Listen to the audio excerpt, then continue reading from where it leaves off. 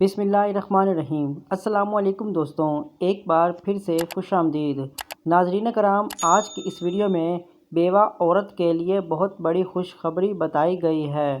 حضرت عوف بن مالک رضی اللہ تعالیٰ عنہ فرماتے ہیں کہ رسول اللہ صلی اللہ علیہ وآلہ وسلم نے ارشاد فرمایا، میں اور وہ عورت کہ جس کا چہرہ سیاہ پڑ گیا ہو، یعنی اپنی اولاد کی پرورش، دیکھ بھال اور محنت و مشقت کی وجہ سے سیاہ پڑ گئی ہو، قیامت کے دن اس طرح ہوں گے۔ آپ صلی اللہ علیہ وآلہ وسلم نے اپنی شہادت کی انگلی اور بیچ کی انگلی سے اشارہ کیا، یعنی جس طرح یہ دو انگلیاں ایک دوسرے کے قریب ہیں اس طرح ہوں گے۔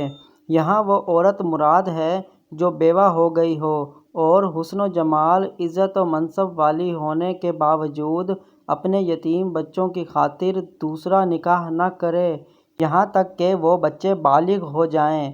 واضح رہے کہ یہ فضیلت اس وقت ہے جب فتنے میں مبتلا ہونے کا اندیشہ نہ ہو یا نکاح اور بچوں کی پرورش کے اسباب میسر نہ ہوں، اور اگر فتنے میں مبتلا ہونے کا اندیشہ ہو تو دوسرا نکاح کرنا خاص طور پر اس فتنے کے زمانے میں ہر لحاظ سے بہتر ہے۔